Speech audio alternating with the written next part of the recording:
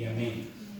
En Nueva York, en la ciudad de Nueva York, para ser más específico, en la entrada del Palacio de Cristal, donde tiene la sede el secretariado de la ONU, hay un mosaico que representa hombres, mujeres y niños claramente de orígenes, religiones y culturas distintas.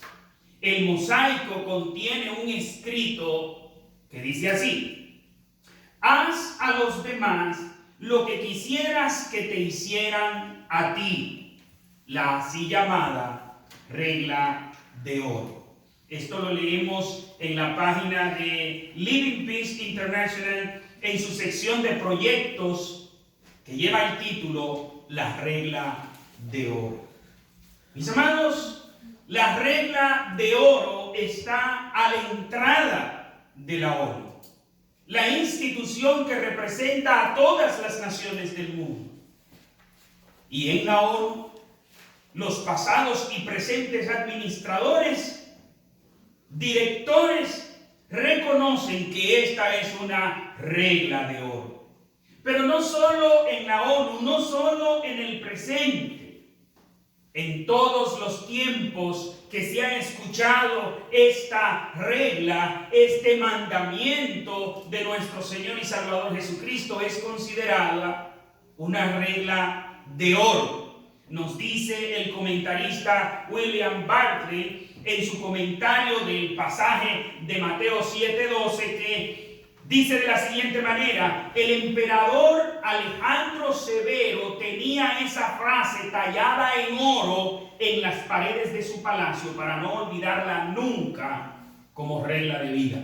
Hay otros autores que dicen que el emperador Severo mandó a poner en todos los palacios de justicia, en todos sus tribunales, esta regla tallada en oro.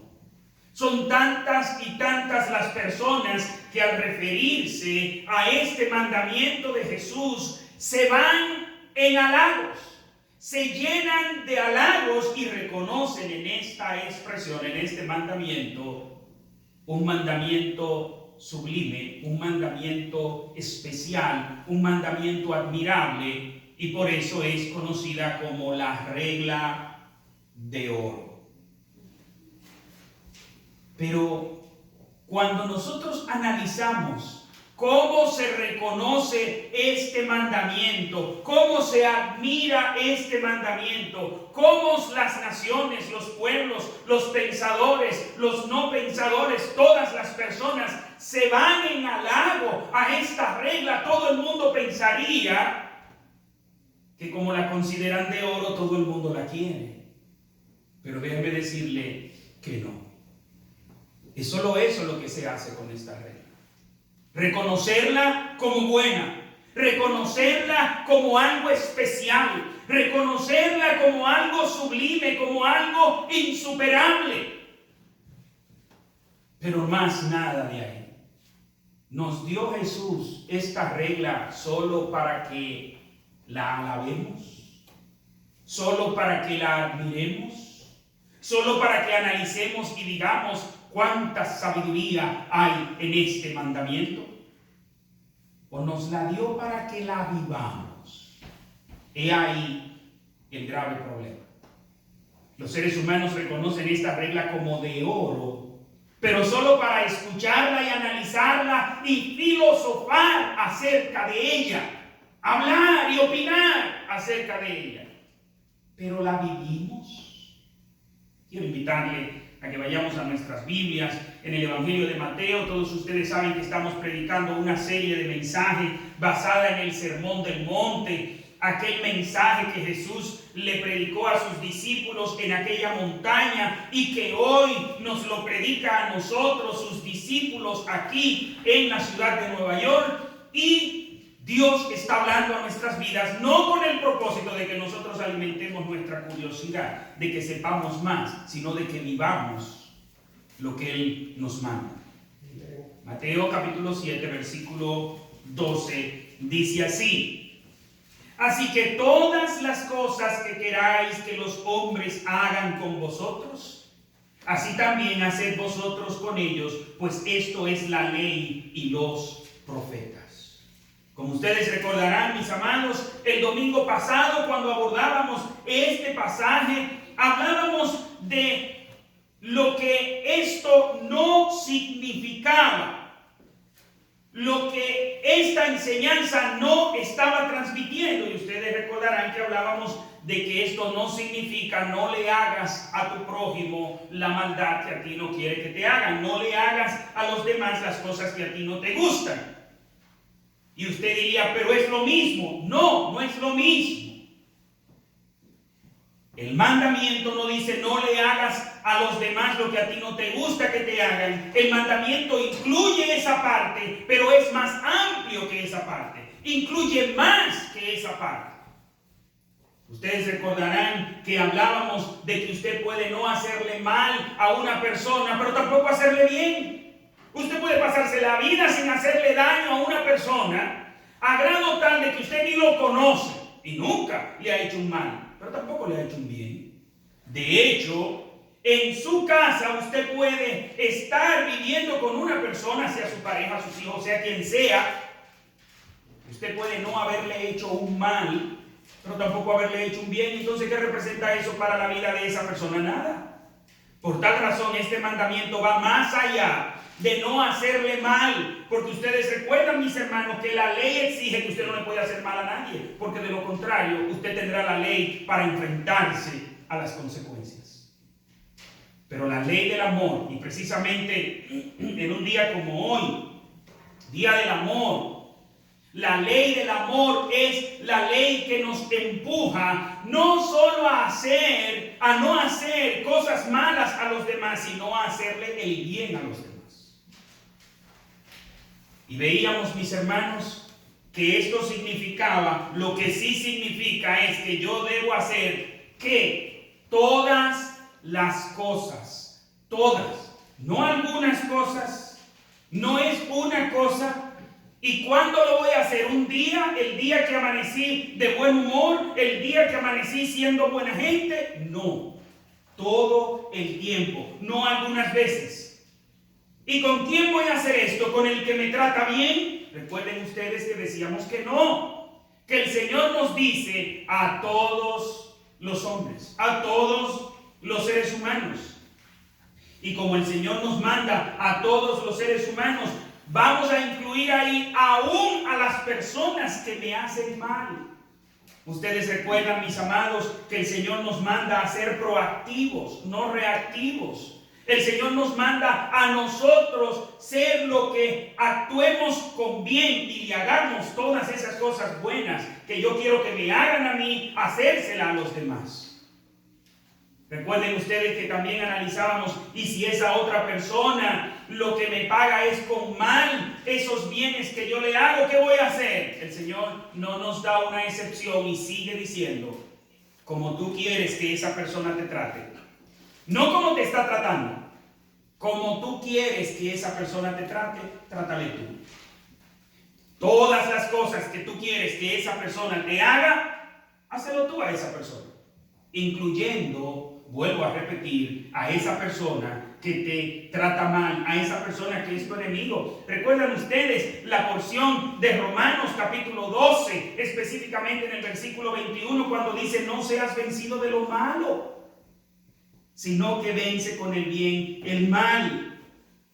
En otro pasaje, el Señor nos dice, cuando le dice al profeta Jeremías, en Jeremías 15:19, por tanto así dijo Jehová, si te convirtieres, yo te restauraré y estarás delante de mí. Y si separas lo precioso de lo vil, serás como mi boca. Conviértanse ellos a ti, mas tú no te conviertas a ellos. Reina Valera del 95, esta misma porción en la Nueva Traducción Viviente que dice, si regresas a mí te restauraré para que puedas continuar sirviéndome. Si hablas palabras beneficiosas en vez de palabras despreciables, serás mi vocero. ¿Qué quiere el Señor? Que hablemos palabras beneficiosas. ¿A quiénes? ¿A los que nos dicen palabras beneficiosas? A todo el mundo. Y dice el Señor, serás mi vocero. Y la parte que queremos remarcar es, tienes que influir en ellos, no dejes que ellos influyan en ti. Todo eso lo vimos el domingo pasado. En el día de hoy queremos continuar este análisis que hemos comenzado en la introducción. ¿Y cuál es el análisis que hemos comenzado en la introducción? ¿Por qué? Si la regla es valorada como el oro, ¿por qué? Si todo el mundo, no importa la religión, tiene esta regla como de oro, ¿por qué no la vivimos? Incluyendo la iglesia. ¿O creen ustedes que todas las iglesias cristianas cumplen la regla de oro? No. Si fuera así, no hubieran tantas divisiones entre un grupo de cristianos y otro. Nos descalificamos mutuamente. Y siempre al grupo que uno pertenece se cree superior al otro grupo. Y usted va a ver que los de una denominación descalifican a otra denominación. Si estuvieran obedeciendo la ley de Dios, de este mandamiento de Jesús que dice, como tú quieres que hagan contigo, ¿tú quieres que te descalifiquen? No, pues no descalifique a los demás. Pero no solamente eso, dentro de una misma denominación vivimos descalificándonos uno y otro. Es más, dentro de la misma iglesia no cumplimos este mandamiento, porque si lo cumpliéramos, no hubieran tantas fricciones en las iglesias, en todas. No hubieran tantos problemas en las iglesias. ¿Cuántas personas sufren en manos de los hijos de Dios? O por lo menos eso es lo que aparenta que son hijos de Dios. ¿Por qué? Porque ni siquiera en la iglesia cumplimos este mandamiento. ¿Y por qué es que no cumplimos este mandamiento? Quiero citar al doctor Martin Lloyd-Jones en su comentario de este pasaje, y estaré de hecho usando ampliamente el comentario del doctor Martin Lloyd-Jones en este sentido. Mis amados, cómo hace un análisis que quisiera que nosotros entendamos en este día. ¿Por qué desechan los hombres esta regla de oro? Dice el doctor Lloyd-Jones. ¿Por qué no la cumplen? ¿Por qué no viven su vida de esta forma? ¿Por qué hay problemas y disputas? No solo entre naciones, sino también entre clases diferentes de una misma nación, incluso entre familias y aún entre las personas. ¿Por qué hay disputas o querellas e infelicidades? ¿Por qué se oye decir que dos personas no se hablan y que incluso evitan mirarse? ¿Por qué hay celos y críticas y todas las demás cosas que sabemos que se dan en la vida? ¿Por qué todo esto se da aún en la iglesia? Mis amados hermanos, ¿saben por qué? Por el pecado. Es una situación de pecado. Como dijo un teólogo, el corazón del problema humano es un problema del corazón humano. El corazón del problema humano es un problema del corazón humano. ¿Por qué no cumplimos estas reglas si la encontramos de oro? Por nuestro pecado, por nuestros corazones egoístas. ¿Qué nos dice la Biblia en Génesis capítulo 6, versículo 5? Vio Jehová que la maldad de los hombres era mucha en la tierra, y que todo designio de los pensamientos de su corazón solo era de continuo el mal. ¿Qué era lo que el ser humano hacía?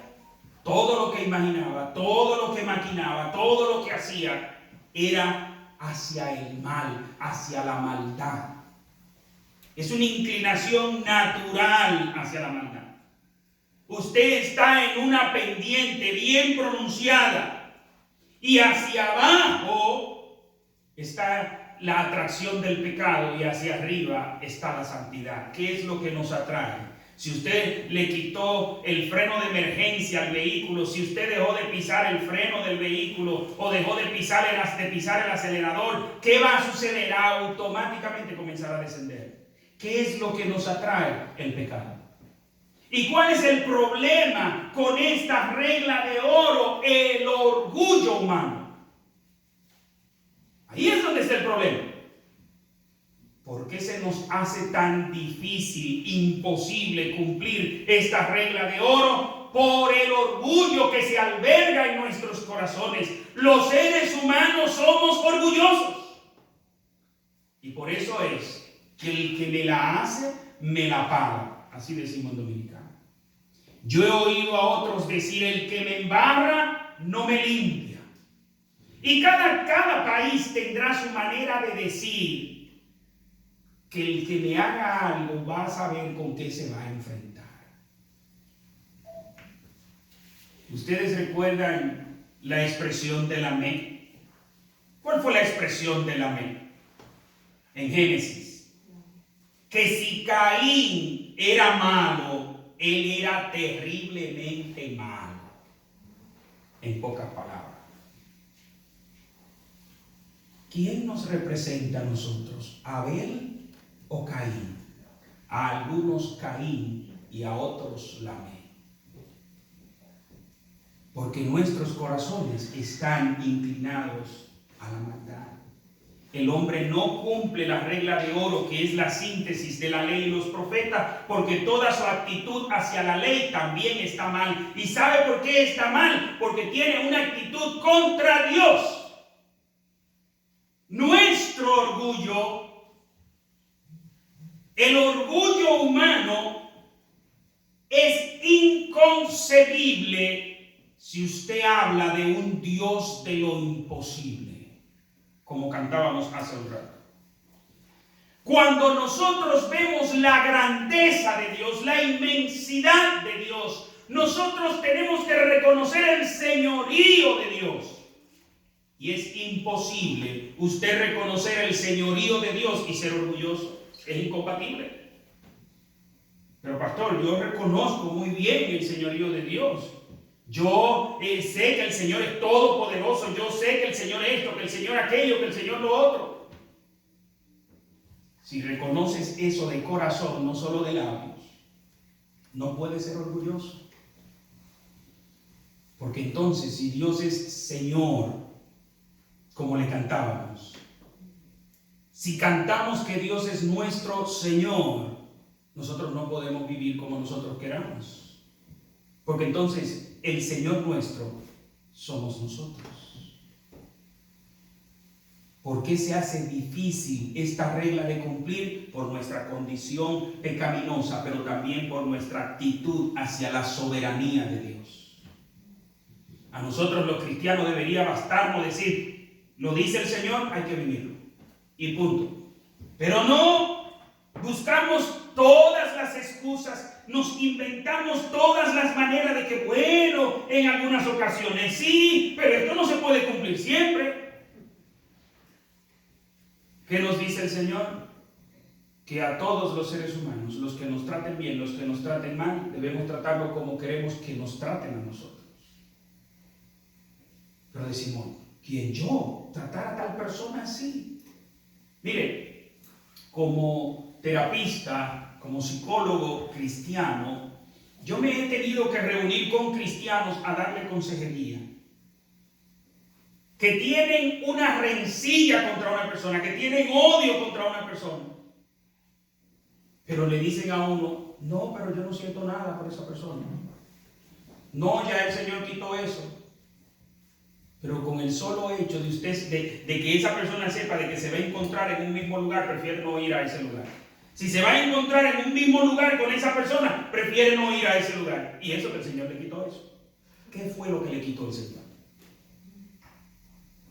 Y claro está, ustedes recordarán que el domingo pasado decíamos que no, el Señor no nos está mandando a que seamos que nuestro peor enemigo sea nuestro mejor amigo. Eso no es lo que el Señor nos está diciendo.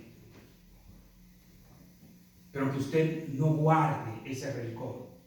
Y que cuando le toque tratarlo en la misma porción de Romanos, cuando nos toque tratarlo, si tiene hambre, dale de comer.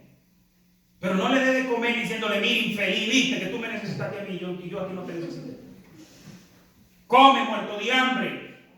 Y es una manera de usted vengarse. Y si no se lo dice, por lo menos lo piensa. Qué bueno, mira cómo está ahí. No. ¿Por qué sucede esto?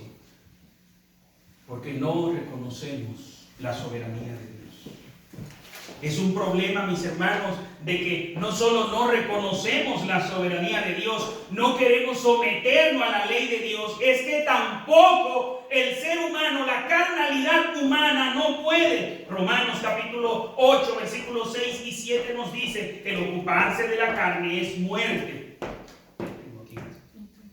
El ocuparse de la carne es muerte, pero el ocuparse del Espíritu es vida y paz. Por cuanto, que es el pasaje que queremos resaltar, los designios de la carne son enemistad contra Dios. ¿A qué nos empuja nuestra carne? A ser enemigos de Dios. Porque no se sujetan a la ley de Dios. ¿Quiénes no se sujetan a la ley de Dios? Los designios de la carne. ¿Qué es lo que nuestra carnalidad nos manda a hacer? Mire, el que me la hace, me la paga. El que me ofende a grado 10, lo ofendo a grado 100, para que sienta el peso. Y ahí mencionamos nuestra nacionalidad. Para que sienta el peso de los dominicanos. Para que vean lo que es la venganza dominicana. El que me dice un insulto, le devuelvo con 10. Eso es lo que manda nuestra carne. Nuestra carnalidad, nuestra naturaleza pecaminosa. ¿Qué es lo que dice? Porque no se sujetan a la ley de Dios. ¿Qué dice la ley de Dios? Trata a los demás como tú quieres que te traten. Pero ¿qué nos dice nuestra naturaleza carnal? Véngate. Y dice, ni tampoco puede. Y de ñapa, dice en versículo 8. Y los que viven según la carne no pueden agradar a Dios. ¿Qué hacemos? ¿Obedecemos nuestra carne? ¿O vamos a obedecer a Dios? Porque no podemos hacer las dos cosas. No podemos obedecer a Dios y a nuestra carnalidad. No podemos obedecer a Dios y a nuestro orgullo. Y usted dice, oye hermano, pero no es fácil. Yo sé que no es fácil. ¿Usted cree que yo estoy en otro lugar? Yo estoy exactamente en el mismo lugar donde usted está. ¿Usted cree que es fácil que el que le ofendió a usted desearle al Señor, bendícelo, prospéralo? ¿Eso es lo que le queremos pedir al Señor? No. Usted ha leído los salmos imprecatorios. Señor, pártele los dientes. Que sus hijos se mueran antes de nacer. Y comienzan ahí. ¿Por qué? Porque eso es lo que desea nuestra carne.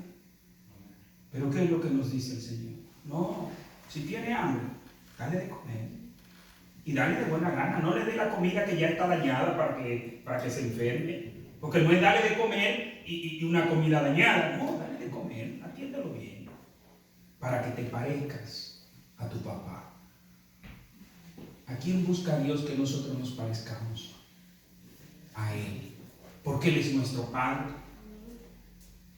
¿Cómo es que los padres corrigen a sus hijos? ¿Cómo es que los que tenemos hijos le corregimos?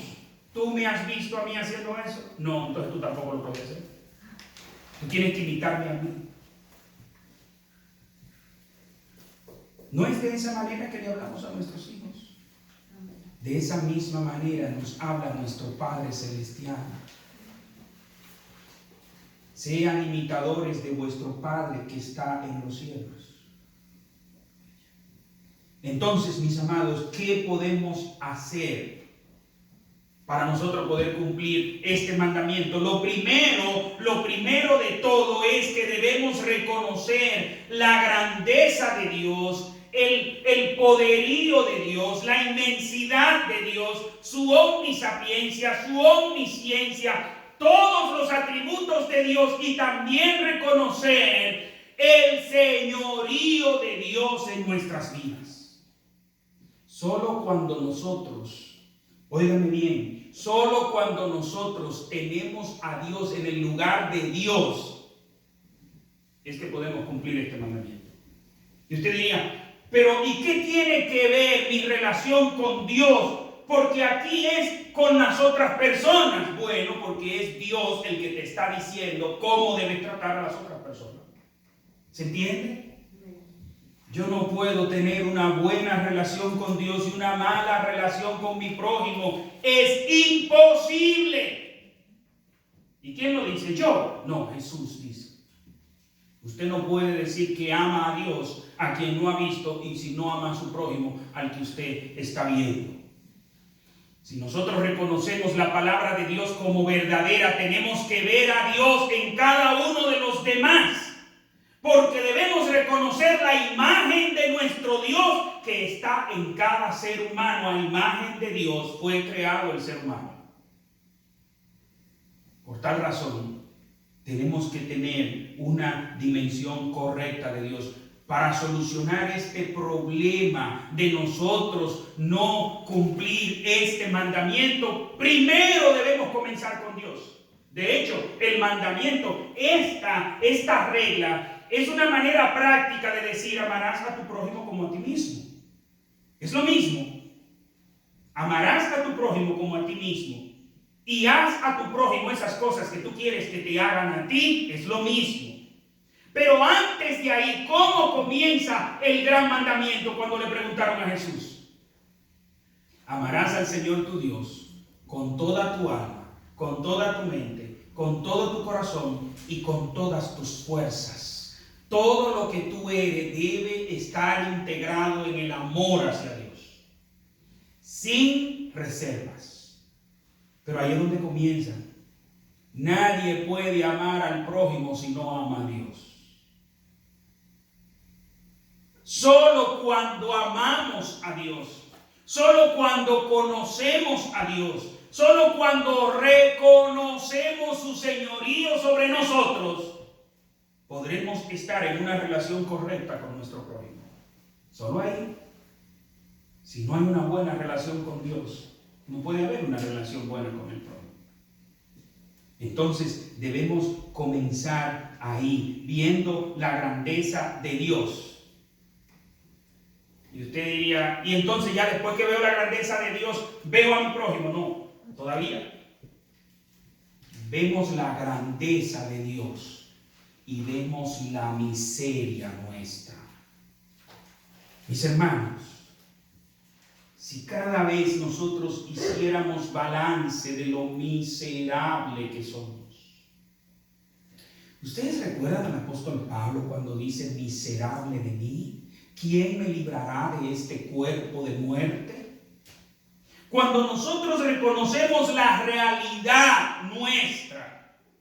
Amados, ¿hay alguno aquí que pueda decir que al terminar el día le dice al Señor: gracias te doy, Señor, porque en todo este día yo no he pecado contra ti? ¿Hay alguno aquí que puede decir eso? Es bueno que uno lo sepa para saber quiénes son los fariseos. Porque era el fariseo que oraba así: gracias te doy, Dios, porque yo soy bueno. ¿Podemos nosotros orar de esa manera? Entonces, si no podemos orar de que somos buenos, ¿qué es lo que somos?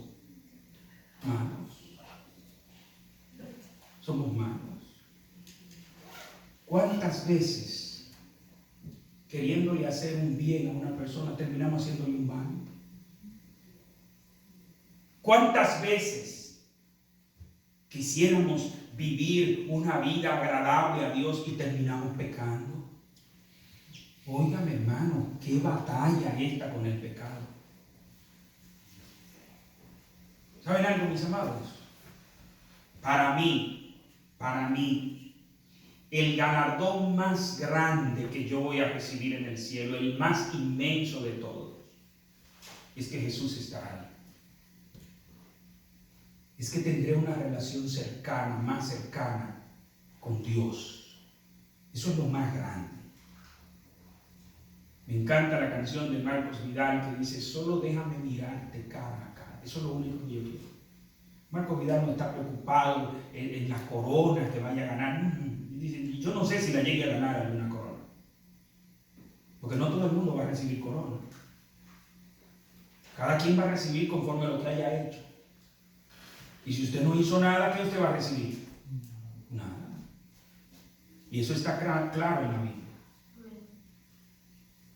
Pero ¿sabe cuál es el segundo elemento que me hace a mí sentirme anhelando, deseando, implorando el cielo?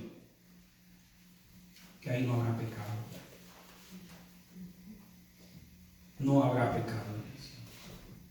Por fin seremos librados de esta naturaleza pecaminosa. O solo a mí me sucede que un día de ayuno y oración, ustedes recuerdan que en estos días terminamos una campaña de ayuno y oración. Solo a mí me sucede que en medio de un ayuno y oración de pronto me encuentro con pensamientos impuros.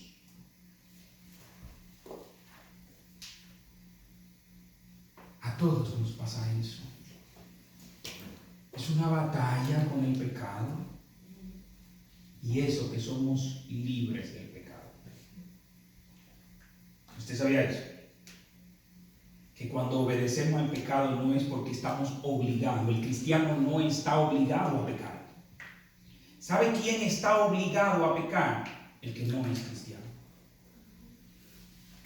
Y eso está claro en la Biblia. El que practica el pecado es esclavo del pecado. Y si el Hijo os libertare, seréis verdaderamente libres. ¿Cuántos somos libres en Cristo aquí? Amén. Pero seguimos pecando. Y tenemos que bajar la cabeza y decir: Señor, perdóname. Ten misericordia de mí. Uno de mis versículos favoritos es que las misericordias de Dios son nuevas cada mañana. ¿Sabe por qué? Porque las necesito cada mañana. Cada día necesito la misericordia de Dios. Cada día necesito, como dice el himno, un día a la vez. Mis hermanos, y cuando nosotros nos analizamos a nosotros mismos en esta batalla, ahí entonces debemos mirar al otro. ¿Y cómo debemos ver al otro? Debemos verlo en la misma dimensión en que estamos nosotros. Esa otra persona. Vamos a comenzar con el impío. Ese impío que viene y te habla mal. En vez de tú insultarlo y decirle y hacerte otro hijo del diablo como él, tenle pena. Porque lo que da es lástima. Mis hermanos, si cuando vemos que un impío nos está hablando o queriendo hacer algo, y uno lo mira y dice: voy a orar por ti porque tú me das pena. ¿Pero eso es lo que hacemos? No. Eso no es lo que hacemos. Pero no es verdad que nos debería dar pena. Porque él está siendo poseído por Satanás, pero tú eres lleno del Espíritu Santo. ¿Y por qué él es poseído por Satanás y tú lleno del Espíritu Santo? Porque tú eres bueno y él es malo. Recuerda que no hay bueno ni aun uno. Somos malos todos. La única diferencia entre esa persona y yo es que Dios tuvo misericordia de mí. Oh, pastor, ¿y si es un hermano de la iglesia? Tenle compasión también. ¿O acaso no acabamos de describir la realidad que nos envuelve a todos nosotros? Que estamos en una batalla contra el pecado. Que estamos batallando, estamos luchando. Por eso, no debemos tratarlo como esa persona se merece, sino como quisiéramos ser tratados. Es interesante que nosotros siempre vivimos orando por misericordia para con nosotros. Cuando hacemos algo malo: ay, Señor, ten misericordia de mí. Cuando es alguien que me hace algo malo a mí, ¿qué pedimos? Misericordia. No, ay, Señor, hazme justicia. Para nosotros pedimos misericordia, pero para los demás pedimos justicia. Señor, hazme justicia. ¿Qué dice Jesús? Esas cosas que tú quieres para ti, esas son las cosas que tú debes pedir para los demás. Señor, ten misericordia. de ese infeliz que está ahí. Ten misericordia de esta persona. ¿Por qué? Mira cómo lo tiene Satanás. Mis hermanos, cuando yo veo los hombres, que en la mayoría de los casos son personas que están tomando o están drogadas, yo las miro y le digo, Señor, gracias. Gracias, Padre. Porque la única diferencia entre esa persona y yo es que tú tuviste misericordia de mí. ¿Por qué esa persona está en pecado y yo no? ¿Porque yo soy bueno? No. Porque Dios quiso revelarse a mi vida. Quiso hacerme objeto de su amor cuando yo lo único que era objeto de su ira. Eso era lo único que yo me merecía. De esa misma manera debemos ver al que no conoce a Dios y vamos a predicar el evangelio, hermanos. El que mira a Dios, el que mira su realidad y ve la realidad de los demás, no puede ser indiferente. Si seguimos siendo indiferentes es porque no estamos mirando donde deberíamos mirar. Primero debemos ver esa dimensión de nuestra relación con Dios, ver la grandeza de Dios, la pureza de Dios. Y cómo yo le fallo a Dios. Y cómo Dios me trata a mí. Y ahora Dios me dice, como tú eres mi hijo, imítame. Haz lo que yo hago. Haz con ellos lo que yo hago contigo. Y de esa manera entonces me miro a mí mismo en esa condición de batalla espiritual, luchando espiritualmente cada día contra el pecado y cada día caigo. Y entonces ver al otro como un semejante a mí mismo, como otro que está batallando contra el pecado, o en el peor de los casos como uno que está en las garras del pecado. Que la Biblia dice que están atados. Satanás los tiene atados. Solo cuando vemos de esa manera es que entonces, cuando el Señor nos dice todas las cosas que queréis que ellos hagan conmigo, yo lo voy a hacer con ellos. No voy a esperar que ellos sean quienes hagan, sino que yo voy a hacer. Y para terminar, mis hermanos, ¿qué pasaría si nosotros aquí decidiéramos cumplir este mandamiento de Dios? ¿Qué pasaría en el mundo si se decide cumplir este mandamiento?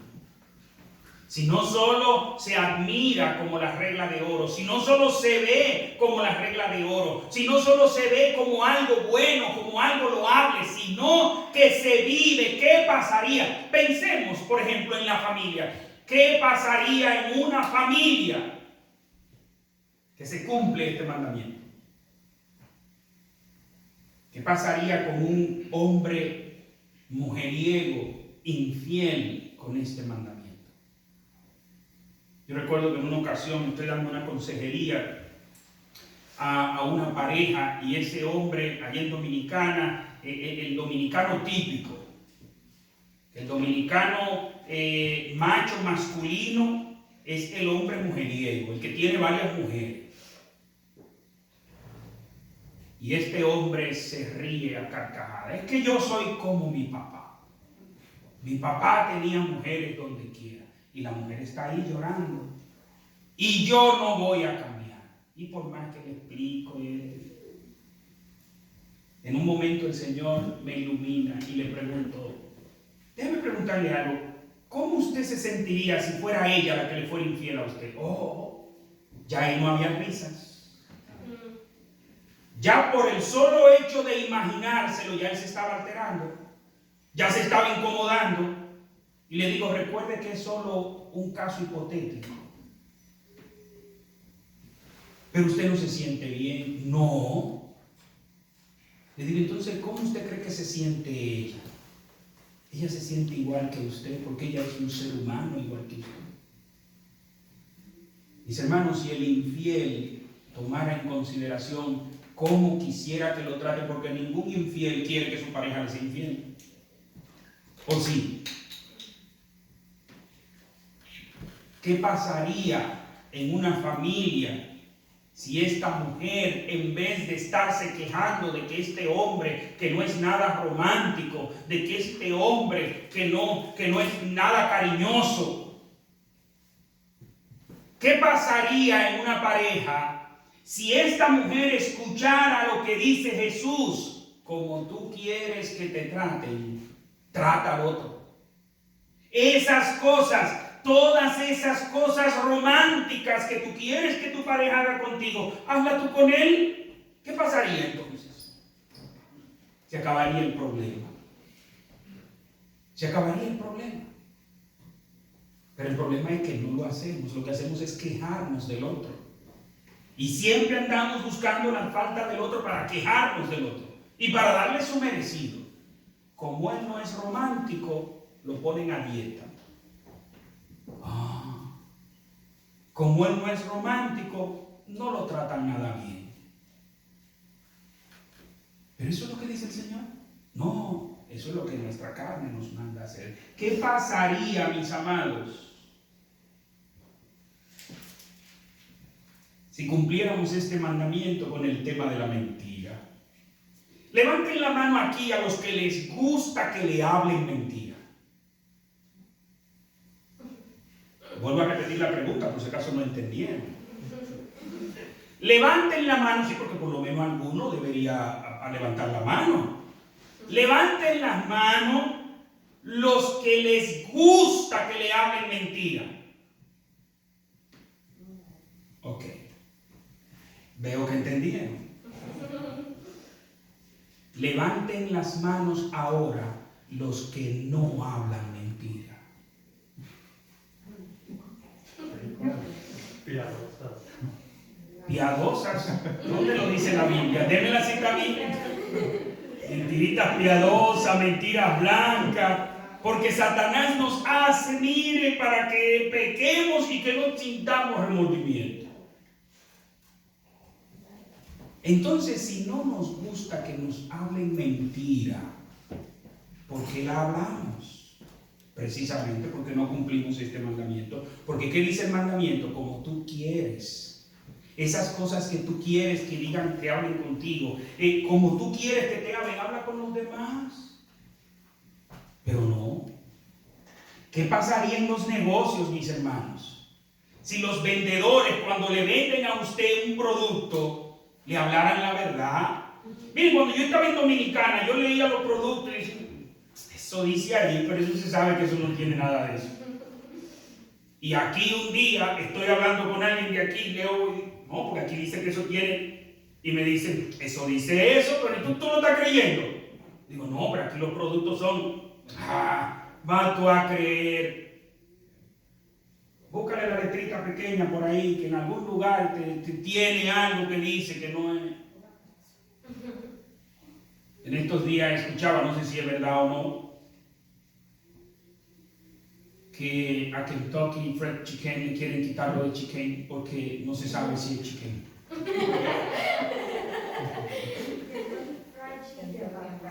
Fried chicken, bueno. Lo importante no es el fried, es el chicken. De que es frito, es frito. Lo que no se sabe si es pollo. Claro, vuelvo a repetir. Eso yo no estoy diciendo que sea así, fue que escuché. Y muchas veces usted está comiendo algo y usted no sabe si es algo de fórmula que está comiendo. ¿Qué pasaría si el comercio fuera verdadero? ¿Qué pasaría si no se falsearan las cosas? Y que el vendedor vendiera pensando en el comprador. Miren, todas las empresas que se han dedicado a la calidad y a satisfacer el gusto del comprador, automáticamente comienzan a ser empresas de punta, que venden muchísimo. ¿Por qué? Porque el comprador solo, no necesita que le hagan publicidad, el comprador solo da la publicidad. Yo compré esto y me salió buenísimo. Cuando yo le vaya a regalar algo a alguien, ¿se lo voy a regalar de otra marca? No, de esa misma. Y si ya el tiempo que debió dar lo dio y al doble, cuando vuelva a comprar otro, ¿cuál usted cree que voy a comprar? La misma marca. ¿Por qué? Porque no me engañaron. Pero con lo que le engañaron a usted, mire, hay muchos productos que desde que usted lo está comprando, déjame ver, hecho en China, ay no, ese no lo tengo. Y se ha tenido esa mala reputación, ¿por qué? Precisamente porque no están pensando en cumplir esta regla. Y los políticos, que tanto hablan, que el pueblo, ellos se deliran por el pueblo, se desvelan por el pueblo, viven por el pueblo, y por eso es que los pueblos están tan mal, porque lo están cuidando los políticos, porque son unos políticos. De hecho, en Dominicana hay una expresión que cuando usted quiere decirle a una persona que lo que le está hablando es mentira, lo que usted le dice es: mira, deja de estar de ese político conmigo, que tú lo que estás ofreciendo es lo que no vas a cumplir. Y hay una expresión que se ha hecho de moda aquí en Estados Unidos, lo políticamente correcto. No si le conviene al pueblo o no, si es políticamente correcto. Y yo que pensaba que eso solo se daba en Dominicana. ¿Qué pasaría si los políticos cumplieran esta regla? Léasela a un político y usted va a ver que se va a ir horas y horas hablando cosas agradables de esta regla. Pero la vive. No. En esos países comunistas que predican de que igualdad para todo el mundo, ¿usted cree que ellos comen lo que come el pueblo? No crea ese cuento. No crea usted que Maduro come en Venezuela lo mismo que come el pueblo. Eso no es verdad. Y ninguno de esos comunistas comen lo que come el pueblo. Si es verdad que cumplieran esta regla y le hicieran al pueblo lo que ellos quieren que le hagan a ellos, qué diferente fuera. Mis hermanos, no puedo terminar sin decir: y nosotros en esta iglesia, qué diferente fuera si nosotros cumpliéramos esta regla. ¿Cuántas reuniones nos evitaríamos?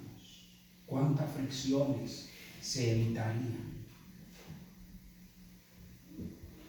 ¿Cómo marcharían las cosas si en vez de hablar del que no está haciendo, yo me pusiera a hacer? Pero es cómodo hablar, es cómoda esa posición de cronista.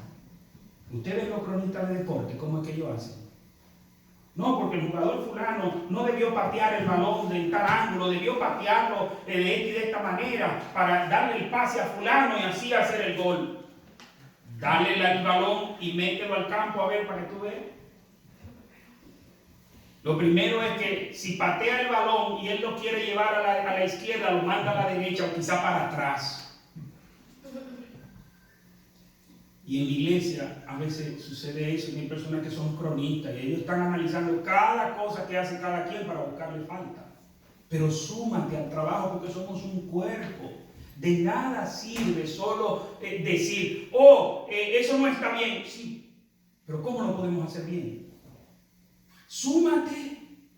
¿Qué pasaría si esa ley, si ese mandamiento lo cumpliéramos nosotros? Pero no podemos dejarlo hasta ahí. La última pregunta es: ¿qué vas a hacer de ahora en adelante? Ahora que hemos analizado 2 domingos analizando este mandamiento, ¿qué vas a hacer ahora? ¿Lo vas a seguir pensando y diciendo que es bonito o tienes como meta cumplirlo? Porque el Señor no nos lo puso para que lo analicemos. El Señor no nos lo puso para que solo lo prediquemos, lo analicemos, lo acariciemos en nuestras mentes. Es para que se hagan realidad en nuestras vidas. Oremos. Padre Santo, Padre bueno, te adoramos. Te bendecimos. Padre, pero tenemos que admitir que estamos delante de algo que es inmenso, que es grande. Tu palabra, tus mandamientos nos quedan grandes, Señor. Por eso gracias que primero nos dices: pedir, buscar y llamar. Y en eso estamos, Señor, te estamos pidiendo, te estamos suplicando. Padre, llénanos de tu Espíritu Santo, para que llenos de tu Espíritu Santo vivamos tu palabra, vivamos como tú mandas en medio de esta generación mala y perversa en la que nos ha tocado vivir, Señor. Ayúdanos a nosotros influir en ellos y no ellos en nosotros. Ayúdanos, Señor, a verte a ti, ver tu amor hacia nosotros y de ese mismo amor darle a los demás. Ayúdanos, Señor, por Cristo Jesús, tu Hijo amado, te lo suplicamos. Amén y amén. Mis amados,